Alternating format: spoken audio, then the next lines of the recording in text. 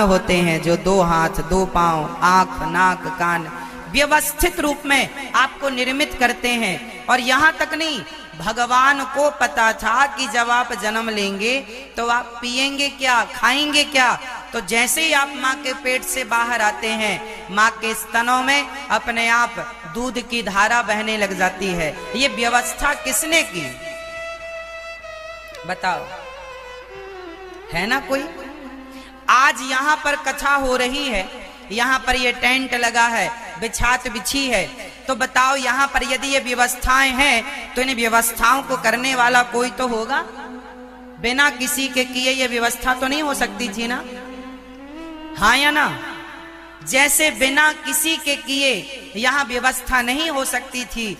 यदि तुम्हारी माँ के आंचल में दूध आया तो वो व्यवस्था करने वाला भी कोई था, और जो वो व्यवस्था करने वाला है उसी को भगवान कहते हैं। बच्चा पैदा नहीं होता तब तक माँ के आंचल में दूध नहीं होता, हाँ या ना? पर बच्चा पैदा होते ही माँ के आंचल में दूध की धारा बह पड़ती है। किसे चिंता थी? भगवान को। वो दूध का कनेक्शन किसने जोड़ दिया? इसलिए भगवान सबके पालनहार हैं। किसी को सबूत चाहिए भगवान के होने का, तो ये व्यवस्था यदि हो रही है, तुम्हारी माँ के आंचल में दूध ही क्यों आया? खून भी तो आ सकता था, जबकि माँ के शरीर में खून ही खून है,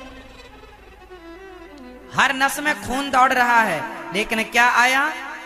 दूध आया। ये व्यवस्था किसी ने की होगी ना, किसने की? बिना किए तो नहीं हो सकता। ये टेंट किसी ने लगाया तब लगा, बिना लगाए तो नहीं लग सकता था। आपने बाजरा बोया, आपने धान बोई, आपने खेती में गेहूं बोया, तो बिना बोए तो नहीं हो सकता था ना, कि हो जाता? कोई यदि खेत में धान लगी है, खेत में गेहूं लगी है, तो खेत की गेहूं लगी है तो वो बता रही है कि इसको बोने वाला कोई है, इसको सुचारू रूप से देखभाल करने वाला कोई है। यदि फसल अच्छी है, खेत बढ़िया है, कोई तो है इसको सही समय पर पानी देने वाला, सही समय पर खाद देने वाला, कोई तो होगा उसे बोने वाला, उसे संरक्षण करने वाला, पालने वाला। आप और हम हैं तो कोई तो है जो हमें सही वक्त पर सही चीजें उपलब्ध कराते चल रहा है। जब पैदा हुए तो माँ के आंचल में दूध आया, और बड़े हुए तो तुम्हारे मुंह में दांत नहीं थे, भगवान ने देखा भी ये खाने लायक हो गया, बढ़िया कंपनी वाले दांत लगवाए भगवान ने आपके लिए, दांत। और जब आप थोड़ा और बड़े हो गए तो भगवान ने वो दांत गिरवा के बढ़िया ब्रांडेड दांत लगवाए, बुढ़ापे तक चलते हैं, हाँ या ना? ये व्यवस्था बताओ तुम्हारे बाप की है कि तुम्हारी माँ की? कौन लगवाता है तुम्हारे दांत? फिर ये व्यवस्थाएं हो रही हैं तो कोई तो होगा करने वाला, उसी को कहते हैं भगवान, है ना मेरी माँ? तो भगवान करते क्या हैं? सृष्टि उत्पन्न करते हैं, पालन करते हैं और संहार कर देते हैं। तापत्रय विनाशाय, भगवान 3 प्रकार के दुखों का नाश करते हैं। दुख कितने प्रकार के होते हैं? दुख कितने प्रकार के होते हैं? 3, दैहिक, दैविक, भौतिक, तापा, राम राज्य काहू नहीं व्यापा। 3 प्रकार के दुख होते हैं। दैहिक, जो देह से दुख उत्पन्न होता है, बुखार हो जाना, बीमारियां हो जाना, दैहिक। दैविक, जो देवताओं से अधिक पानी बरस जाना, अधिक ओला गिर जाना। और भौतिक, भौतिक मतलब किसी का एक्सीडेंट हो गया, पशु पक्षी ने प्रहार कर दिया, सांप ने डस लिया, बिच्छू ने डंक मार दिया, नंदी ने, बैल ने धक्का मारा, कुछ भी, ये भौतिक दुख है। 3 प्रकार के दुखों से भगवान सदा रक्षा करते हैं, इसलिए भगवान की शरण में रहना चाहिए। राम राज्य काहू नहीं व्यापा, भगवान की शरण में रहने वाले को कभी दुख नहीं होता। एक बात बताओ, सुग्रीव बहुत दुखी थे, सुग्रीव बहुत दुखी थे। सुग्रीव के भाई ने खूब मारा, सुग्रीव को निकाल दिया और सुग्रीव की पत्नी पर कब्जा कर लिया। सुग्रीव पहाड़ पर रहा करते थे और वर्षों से रह रहे हैं, कोई सुनने वाला नहीं। सुग्रीव का दुख किसी ने दूर नहीं किया। पर जब सुग्रीव के जीवन में भगवान राम की एंट्री हुई तो राम ने सुग्रीव का सारा दुख दूर किया कि नहीं? हाँ या ना? बाली को मारा, पत्नी लौटाई सुग्रीव की। जो भगवान की शरण में आ जाता है भगवान उसके सारे दुखों को समाप्त कर देते हैं। इसलिए जरूरत है तो केवल भगवान का हो जाने की जरूरत है। हम भगवान के हो नहीं पाते, इसलिए हमारे जीवन में दुख नहीं जाता। आप में से कितने लोगों के जीवन में दुख है तो हाथ उठाओ। किस किस के जीवन में दुख है? उठा लो हाथ, यदि है तो उठा लो, कोई बुराई छोड़ी है। मैया तो लगभग हाथ उठा रही हैं, पुरुष लोग हाथ उठाएं यदि है तो। चलो, बहुत लोगों ने हाथ उठाया है, बहुत लोगों ने नहीं उठाया। कुछ लोगों के जीवन में दुख है तो उठाया है, नहीं है तो नहीं उठाया। अच्छा ये बताओ, आप लोगों के जीवन में दुख है, किस बात का दुख है आप लोगों के जीवन में? मैया, ओ मेरी प्यारी माँ, किस बात का दुख है आपके जीवन में? महाराज हमारा बेटा सुनता नहीं है, हमारी बहू बिल्कुल नहीं सुनती। एक मैया मेरे पास आई, बोली महाराज हमारी बहू नहीं सुनती। हमने कहा बहरी है क्या? नहीं, बहरी तो नहीं है पर सुनती नहीं है, सुनती नहीं। बेटा नहीं सुनता, बहू नहीं सुनती, बड़ी समस्याएं हैं, क्या क्या। अच्छा एक बात बताएं मेरी माँ, बहू नहीं सुनती, बेटा नहीं सुनता, ये कोई प्रश्न नहीं है, ये कोई दुख नहीं है। सबसे बड़ा दुख है कह हनुमंत विपति प्रभु सोई, जब तब सुमिरन भजन न होए। हनुमान जी कहते हैं सबसे बड़ा दुख क्या है? जब भजन ना हो भगवान का, जब भगवान के चरणों में मन ना लगे, समझ लेना कि जीवन में बहुत बड़ा दुख है कि मन भगवान के चरणों में लगता नहीं है। यदि भगवान के श्री चरणों में मन लग रहा है तो वो व्यक्ति सबसे अधिक सुखी है। आप कहाँ रहते हैं, कैसे रहते हैं, फर्क नहीं पड़ता, आपका मन कितना लगता है भगवान के श्री चरणों में। भगवान के चरणों में मन लगने वाला व्यक्ति, मन लगाने वाला व्यक्ति सुखी है और मन ना लगाने वाला व्यक्ति दुखी है। ऐसे भगवान जो सारे दुखों से हमें उबारते हैं, ऐसे भगवान श्री मतलब राधा सहित श्री कृष्ण को हम बारंबार नमस्कार करते हैं। श्री कृष्णाय वयं नुमः। यं प्रव्रजन्तमनुपेतमपेतकृत्यं द्वैपायनो विरह कातरवाजुहाव। पुत्रेति तन्मयतया तरवोऽभिनेदुस् तं सर्वभूतहृदयं मुनिमानतोऽस्मि। श्री सुखदेव भगवान का जन्म हुआ और जन्म लेते ही सुखदेव जी घर से निकल गए भगवान का चिंतन करने के लिए। सुखदेव जी का जन्म हुआ और जन्म लेते ही चले गए सुखदेव जी। एक बार भगवान शंकर ने, माता पार्वती ने भगवान शंकर जी से कहा कि हे भोलेनाथ, आपके गले में ये जो मुंडों की माला पड़ी है, ये मुंड किसके हैं? तो पार्वती जी के सवाल पर शंकर जी ने कहा कि ये गले में जो मुंडों की माला है, ये सारे मुंड तुम्हारे हैं। पार्वती जी ने कहा क्यों मजाक करते हैं भोलेनाथ, मैं तो आपके सामने हूं, भला मेरे मुंडों की माला आप कैसे धारण कर सकते हैं? मैं तो जीवित हूं,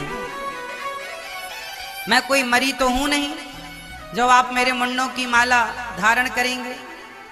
भगवान शिव ने कहा देवी तुम कई बार मर चुकी हो। कितनी बार? कई बार मर चुकी हो, कई बार तुम्हारी मृत्यु हो चुकी है। तुम्हारा वियोग मैं सहन नहीं कर पाता और तुम्हारे मुंडों की माला को मैं धारण कर लेता हूं। अच्छा, तो शंकर जी से माता पार्वती ने कहा कि प्रभु मैं बार बार मर जाती हूं और आप मरते ही नहीं, आखिर आपने ऐसा क्या किया है कि आप मरते ही नहीं? भगवान शंकर ने कहा कि मैंने अमर कथा सुनी है और जो अमर कथा सुन लेता है फिर वो कभी मरता नहीं। अच्छा, तो हमें भी सुनाओ। भगवान शंकर माता पार्वती को लेकर अमरनाथ गए। अमरनाथ के जंगलों में एक पेड़ की छांव में बैठकर कथा सुनाने लगे। वहीं पर एक तोती ने अपने बच्चे को रख रखा था। शंकर जी ने कथा सुनाने के पहले डमरू बजाई, सारे पशु पक्षी उड़ गए, पर वो नन्हा सा बालक जो अभी नवजात था, नन्हा सा पक्षी उड़ा नहीं। शंकर जी ने कथा सुनाई, माता पार्वती नींद में डूब गईं और माता पार्वती के सो जाने पर तोते ने वो सारी कथा सुनी और हुंका देने लगा तोता। जब सारी कथा तोते ने सुन ली और कथा पूरी हुई तो जयकारा लगाई भगवान शंकर ने, बोलिए कृष्ण कन्हैया लाल की। और जयकारा लगी तो माता पार्वती की नींद टूटी। हाँ भोलेनाथ, फिर आगे क्या हुआ? शंकर जी ने कहा मैंने तो पूरी कथा सुना दी, क्या हुआ, क्या कहती हो? कथा तो पूरी हो गई। पार्वती ने कहा भोलेनाथ कथा तो पूरी हो गई, पर मैं सो गई थी, मैं सुन ना पाई। माता पार्वती ने कहा यदि आप सो गई थी, आपने सुना नहीं तो हुंका तो बराबर मिला, फिर कथा सुनी किसने? लगता है तोते ने सुन ली। खड़े होकर शंकर जी ने देखा तोता था, त्रिशूल निकाला, मारने दौड़े, वो तोता भागा और भागता हुआ बद्रीनाथ जी आया। वहां वेद व्यास जी की पत्नी मासिक धर्म से निवृत्त होकर अपने बाल सुलझा रही थी कि उनके मुख के द्वार से तोता गर्भ में प्रवेश कर गया और गर्भ में जाकर बैठा। 12 साल शंकर जी आए, देवी मेरे तोते को, मेरा दुश्मन जिसने चोरी से कथा सुनी, चोर को निकालो।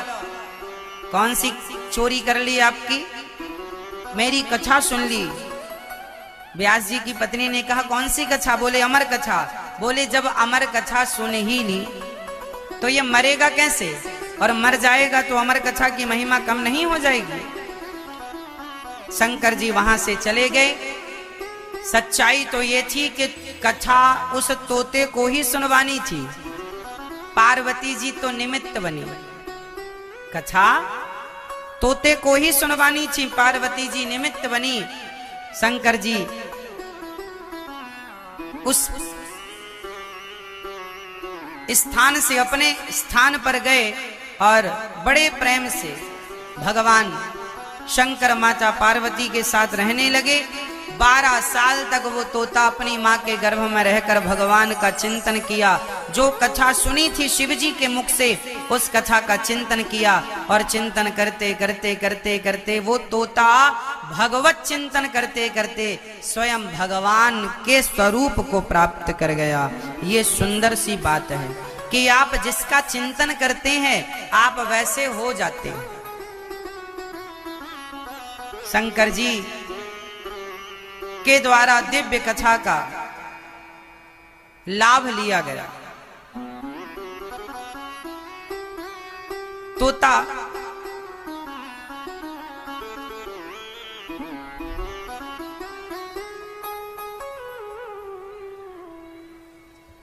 तोते पर मां के गर्भ में रहते रहते मां को बड़ी पीड़ा होने लगी। तोते से कहा व्यास जी ने बाहर आओ। तोते ने कहा मैं बाहर नहीं आ सकता, मैं बाहर नहीं आ सकता, मां के गर्भ में ही अच्छा हूं। बाहर आऊंगा तो भगवान की माया मुझे पकड़ लेगी। भगवान की माया बड़ी प्रबल है। समझाया तोते को।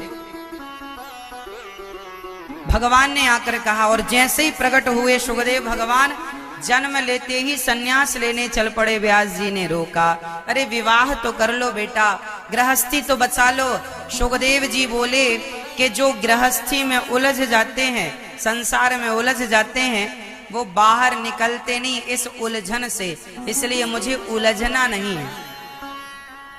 अच्छा एक बात बताओ, संसार में आप लोग आकर उलझ गए कि नहीं? हाँ या ना? घर से निकले किस लिए थे? भगवान को पाने के लिए। किस घर से? भगवान के घर से आए थे भगवान को पाने, संसार में उलझ गए। अच्छा, संसार में जीव कैसे उलझता है, इसकी एक छोटी सी बात जरा समझो। एक पिता ने अपने बेटे को 100 रुपए देकर बाजार भेजा कि जाओ बेटा, बाजार में ताजे ताजे फल आ गए हैं, जरा लेकर के आओ। कितने लोग समझ रहे हैं मेरी बात को? हाथ उठाओ, पीछे आवाज आ रही है? बहुत ध्यान से सुनना, बिल्कुल सावधान होकर, चित्त लगाकर। एक पिता ने अपने, अभी मैं आपको पहले कहानी सुनाऊंगा, फिर एक सवाल पूछूंगा, इसलिए ध्यान से सुनेंगे तो मेरे प्रश्न का उत्तर दे पाएंगे। एक पिता ने अपने बेटे को 100 रुपए देकर बाजार भेजा, जाओ ताजे ताजे ताजे ताजे फल आ गए हैं, बाजार से लेकर आओ। बेटा 100 रुपए लेकर बाजार चला, लेकिन जैसे ही बाजार में पहुंचा, वहां एक मंदारी बंदर को नचा रहा था। नाच बंदर नाच, नाच बंदर नाच। वहां एक मंदारी बंदर को नचा रहा था। बंदर नाच रहा था, मंदारी बार बार उस बंदर को नचा रहा था। ये जो 100 रुपए लेकर गया था ना, ये बंदर का नाच देखने में मस्त हो गया। घंटों तक खड़ा रहा, बंदर का नाच देखता रहा। बंदर का नाच पूरा हुआ तो मंदारी ने हाथ पसारा, बंदर को कटोरा दिया और इसने भाव में वो 100 रुपए बंदर को दे दिए। बंदर मंदारी दोनों चले गए। इसे जब होश आया कि मैं बाजार क्यों आया, बोला मैं तो फल लेने आया। फलों की दुकान में जब तक गया तो दुकानें बंद हो चुकी थी, क्योंकि बहुत समय तक ये मंदारी के नाच में मस्त रहा। फलों की दुकान बंद हो गई। आखिरी घर वापस चला गया। आखिरी समाधान यही था, अब कहां जाए, तो घर चला गया। पिता ने कहा, बेटा फल लेने गया था, ले आया? पिताजी दुकानें बंद हो गई। अरे तू तो समय से गया था, दुकानें कैसे बंद हो गई? पिताजी बंद हो गई। चल एक काम कर, चल दुकानें बंद हो गई, कोई बात नहीं, पैसे वापस कर। बोले पैसे तो खर्च हो गए। अरे 2000 रुपए, 5000 रुपए, 50,000 रुपए भ्रष्टाचार से ले रहा है। भ्रष्टाचार, पैसे दोगे तो काम करूंगा, नहीं दोगे तो नहीं करूंगा। हर व्यक्ति अपनी जगह भ्रष्ट हो चुका है। क्यों? क्योंकि कुछ लोग बचे हैं अच्छे सच्चे, जिनके बल पर यह पृथ्वी टिकी है। पैसा कमाने के लिए आदमी अपना धर्म, अपना ईमान सब बेच रहा है। किस लिए आए थे सवाल आप लोगों से? इस संसार में आपको भगवान ने मनुष्य का शरीर दिया, क्यों? अच्छे कर्म करो साहब। बताओ, भगवान राम 14 साल वनवास में रहे। उन 14 साल में राम जी ने अपनी सारी जिंदगी में, राम जी लगभग 13,000 वर्षों तक धरती पर राज्य किए। कितने हजार वर्ष? 13,000। वाल्मीकि रामायण के अनुसार 11,000 वर्ष और श्रीमद् भागवत जी के अनुसार 13,000 वर्ष राम जी ने राज्य किया। इन इतने बड़े कार्यकाल में राम जी ने, आज राम जी आए थे त्रेता युग में, त्रेता के बाद द्वापर चला गया, द्वापर के बाद ये कलयुग चल रहा। युगों की पुरानी बातें हैं, लेकिन वो युगों पुराने राम आज नए से लगते हैं, हम सबके हृदय में बैठते हैं। तो आज जब उनका नाम लेते हैं तो वो नाम नया सा लगता है, क्योंकि उन्होंने वो कर्म किए हैं जिनके कर्मों को आज तक हम लोग याद करते हैं। व्यक्ति नहीं रहता साहब, उसके द्वारा किया गया अच्छा या बुरा कर्म सदा रहता है। बताओ, रावण आज है? रावण नहीं है, लेकिन रावण के किए कर्म आज तक लोग कहते और सुनते हैं। राम आए, अपनी लीला पूरी करके घट घट में व्याप्त हो गए, लेकिन उनके कर्मों को आज तक लोग स्मरण करते हैं, याद करते हैं। ऐसे हम भी आए हैं, हम भी चले जाएंगे, पर हमारे अच्छे और बुरे कर्मों को लोग याद रखेंगे। आप भी आए हैं, आप भी चले जाएंगे, आपके अच्छे बुरे कर्मों को लोग याद करते हैं। इसलिए ये जीवन अच्छे कर्मों के लिए मिली है। कोई भी काम गलत ना कीजिएगा। यदि व्यक्ति अपने भीतर ये ठान ले कि मुझे नमक रोटी मिलेगा तो मैं नमक रोटी में खुश रहूंगा, पर बेईमानी के 56 भोग मुझे नहीं चाहिए, तो आपके जीवन में सुख अपने आप आ जाएगा। क्योंकि सच्चाई में, अच्छाई में, ईमानदारी में सुख है। बेईमानी में कितना सुख है। जैसे खुजली को खुजलाने में बड़ा सुख मिलता है, लेकिन उस खुजलाने के बाद जो जलन होती है वह असहनीय पीड़ा होती है। उसी तरह बेईमानी करके, झूठ बोल के, गलत करके जो धन कमाया जाता है, वो धन हमें शुरू में तो ऐसा लगता है कि अच्छा है, पर बाद में वो धन बहुत पीड़ा देता है, बहुत कष्ट देता है। इसलिए प्राण जाए पर धर्म न जाए, प्राण जाए पर वचन न जाए। मीन्स धर्म, वचन ही तो धर्म है। प्राण जाए पर धर्म न जाए। इसलिए धर्म की रक्षा करना सीखिए, धर्म में रहना सीखिए।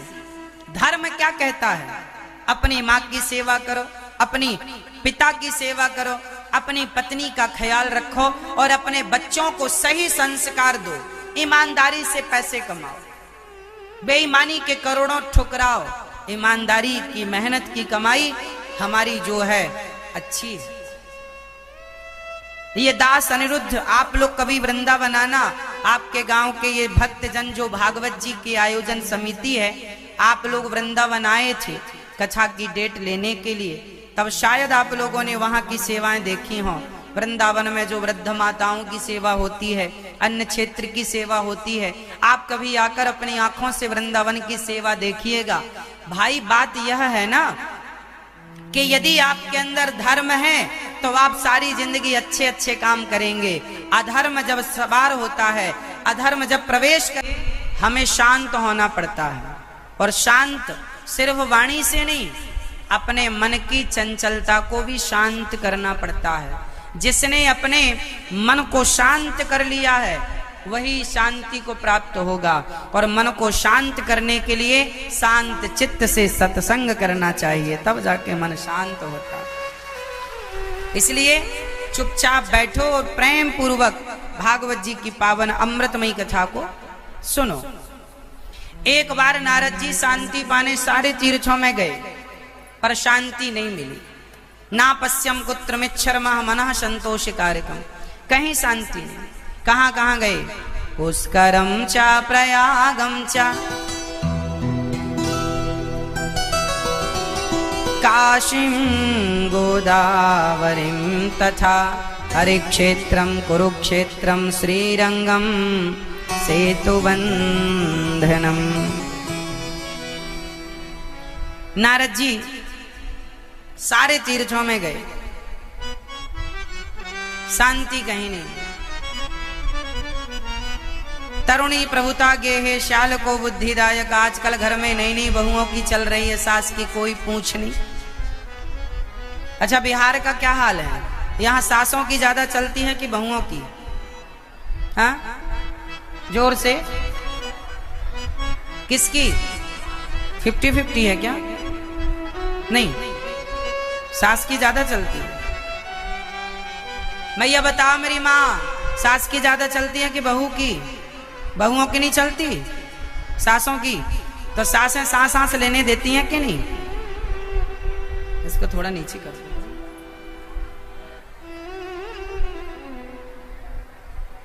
नारद जी कह रहे हैं, थोड़ा ऐसे खिसका दो, तुम्हारी तरफ खिसका।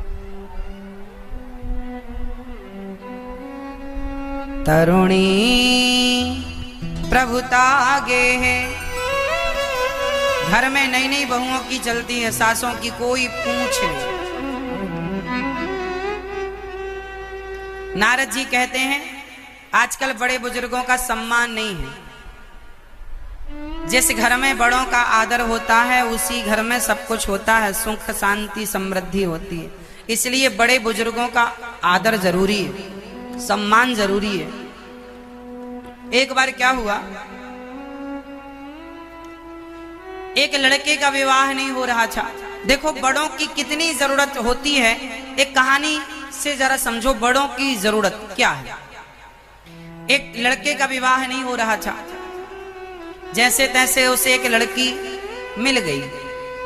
तो लड़की के बाप ने शर्त रखी कि मैं अपनी बेटी का विवाह तब करूंगा जब शादी में जब बारात आएगी तो बारात में एक भी बूढ़ा ना आवे।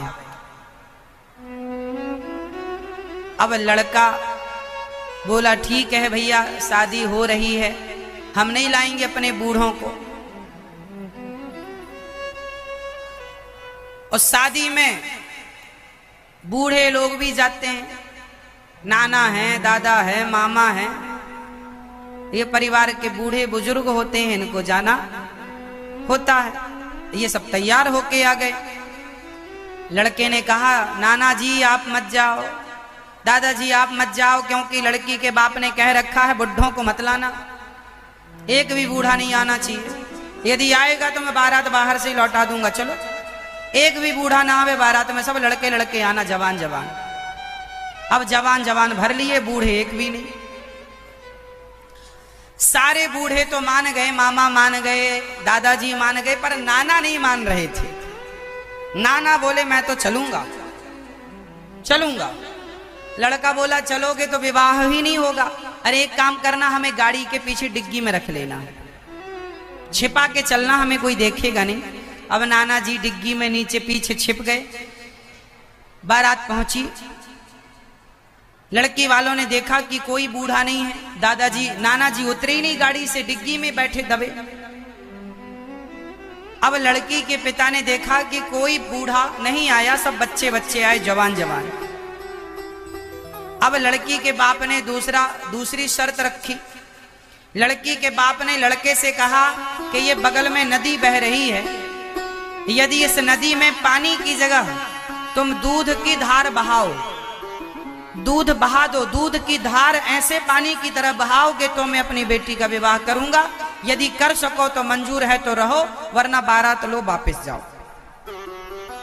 अब लड़के लड़के सब परेशान के भाई नदी में पानी की जगह दूध कहां से बहाएं, संभव ही नहीं है। सारे लड़के परेशान हो गए और सारे लड़के बोले अब तो विवाह होगा नहीं, चलो बारात जैसे आई वैसे वापस। सारी बारात वापस जाने लगी तो लड़के ने कहा जब वापस चल ही रहे हैं, शादी तो हुई नहीं, तो नाना जी को डिग्गी से निकालो। नाना जी को निकाला गया डिग्गी से। नाना जी ने कहा क्या हुआ? लड़के ने कहा नाना जी, लड़की के बाप ने कहा है कि ये नदी में पानी की जगह दूध बहाओ। अब कैसे पानी की जगह कोई दूध इतना सारा बहा सकता है, कहां से दूध लाएं? अब वापस चल रहे हैं, आप बैठो। नाना जी ने कहा बस इतनी सी बात, वापस मत जाओ, जाओ लड़की के पिता को सूचना पहुंचा दो कि हमने दूध की व्यवस्था कर ली है, फटाफट नदी का पानी खाली करवाया जाए। जब नदी का पानी खाली होगा फिर हम दूध की धार बहाएंगे। अब लड़के लोग गए उचक उचक के, अरे जी हम लोगों ने दूध की व्यवस्था कर ली, आप तुरंत नदी का पानी खाली कराओ। ना तो नदी का पानी खाली हो सकता था, ना तो दूध की धार बह सकती थी। लड़की के बाप ने समझ लिया कि जरूर तुम्हारे साथ कोई ना कोई बूढ़ा आया है। तब लड़के ने कहा बूढ़े हमारे नाना जी नहीं माने, वो आए हैं और यह ज्ञान उन्हीं ने दिया। तब उस लड़की के बाप ने कहा बेटा समझ लिया ना कि बूढ़ों के बिना, बूढ़ों के पास डिग्री भले ना हो पर जिंदगी का जो अनुभव है वो आपकी डिग्रियों में नहीं है साहब। इसलिए बड़े बूढ़ों का आशीर्वाद होना जरूरी होता है। बड़ों का साथ वैसे ही है जैसे पतंग को धागे का साथ है। पतंग आकाश में उड़ती है, पतंग तो दिखती है पर धागा दिखाई नहीं पड़ता, पर वो उड़ती है तो धागे के बल पर ही उड़ती है। उसी तरह हम यदि आकाश में उड़ रहे हैं, तरक्की कर रहे हैं, तो कहीं ना कहीं उसमें हमारे बड़े बुजुर्गों का आशीर्वाद, उनका प्यार है। इसलिए आपके जीवन में उनका आशीर्वाद, उनकी दुआएं, उनकी मेहनत, उनका वो वचन दिखाई पड़े ना पड़े, सुनाई पड़े ना पड़े, लेकिन बड़ों का आदर सम्मान रखना, क्योंकि कभी ना कभी कहीं ना कहीं उनकी बात काम जरूर आती है। इसलिए जो बच्चे अपने बड़ों का आदर करते हैं बहुत तरक्की करते हैं, जो बड़ों का आदर नहीं करते वो कभी तरक्की नहीं करते। बड़ों की वो बात मानो जो मानने योग्य है, जो बात मानने योग्य नहीं है आप भले ना मानो पर आदर सम्मान रखो। जो बात मानने योग्य है वो मान लो, जो बात मानने योग्य नहीं है, आपको लग रहा है कि यहाँ पर ये बात गलत हो रही है, तो बड़े बुजुर्गों की हर बात जो मानने योग्य है वो मानना चाहिए। नहीं मानने योग्य है हाँ हूं करके उनके सम्मान को बनाए रखो, अपमान ना करो बस। नारद जी महाराज ने सारे तीर्थों में भ्रमण किया, शांति नहीं मिली। वृंदावन आए तो वहां एक बूढ़ी स्त्री बैठी उदास, एक बुढ़ा इस तरफ, एक बुढ़ा इस तरफ। कौन हो देवी?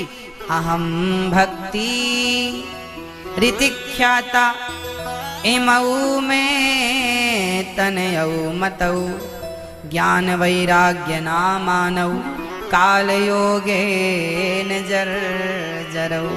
मेरा नाम भक्ति है, ये मेरा बेटा ज्ञान, ये मेरा बेटा वैराग्य है। क्या करें, कलयुग के आने से हम बूढ़ी हो गई, क्या बताएं महाराज, हम बड़ी जर्जर हो गई। कैसे बूढ़ी हो गई आप? उत्पन्ना द्रवणे साहम वृद्धिम कर्णाटके गता क्वचित क्वचिन महाराष्ट्रे गुर्जरे जीर्णताम गता। मैं उत्पन्न तो द्रवण देश में हुई, पली बढ़ी कर्नाटक में। अच्छा, भक्ति का जन्म कहाँ होता है?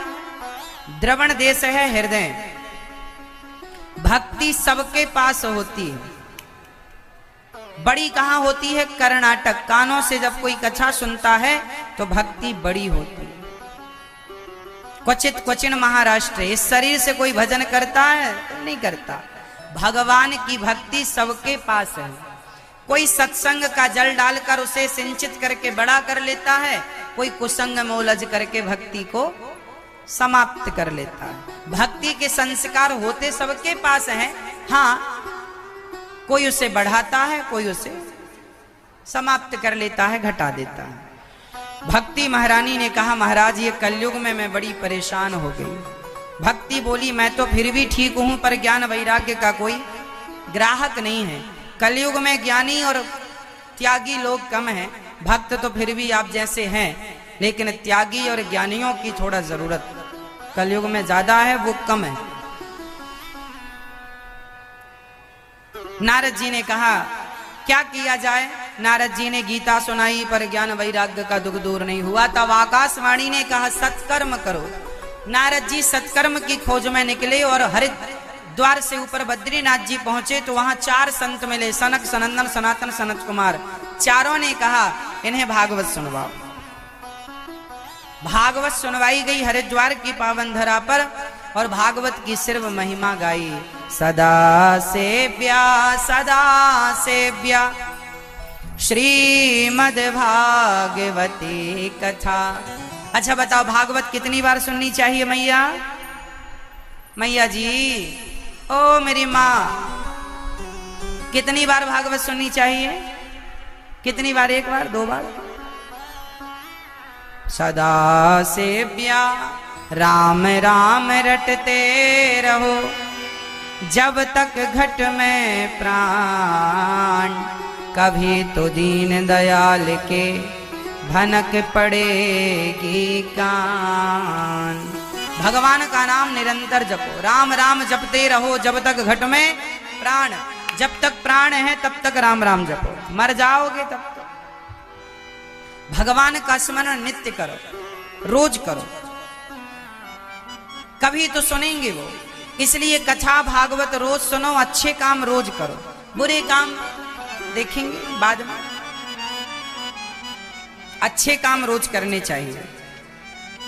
आप में से कितने लोग अच्छे काम रोज करते हैं? अच्छे काम जो रोज करते हैं वो हाथ उठाएं। कौन से अच्छे काम करते हैं आप लोग? करते होंगे अच्छे काम। अच्छे कामों में है सत्संग। थोड़ी देर, एक घड़ी, आधे घड़ी, आधे की पुनिया थोड़ी ही सही, सत्संग रोज किया करो। अच्छे कामों में सत्संग है, अच्छे काम। अब नारद जी को सनकादियों ने कहा भागवत सुनाओ। हरिद्वार की पावन धरती पर 3 आसन लगाई ज्ञान वैराग भक्ति के लिए। कथा शुरू हुई, भागवत की महिमा सुनी। भक्ति महारानी ताता थैया करके प्रकट हो गई और नाचने लगी। भक्ति सुतौ तौ तरुणौ गृहीत्वा प्रेमैक रूपा सहसा विरासीत्। श्री कृष्ण गोविंद हरे मुरारी नाथेति नामानि मुहुर्वदन्ति। भक्ति महारानी ताता थैया करके नाचने लगी, कीर्तन करने लगी। श्री कृष्ण गोविंद हरे मुरारी, हे नाथ नारायण, कीर्तन करने लगी। महाराज मैं कहाँ बैठूं? संतों ने कहा जाओ, भक्तों का हृदय खाली है, जाके इनके मन मंदिर में जाकर बैठ जाओ। भक्ति सबके चित्त में जाकर, हृदय में जाकर विराजमान हो जाती है।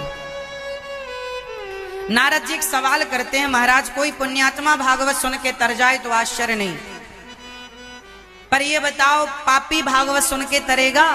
जिसने जीवन भर पाप किया है, क्या ऐसा पापी भागवत से तरेगा? हाँ, कितना भी बड़ा पापी हो, ये मान वह पाप ग्रतस्तु सर्वदा सदा दुराचार रता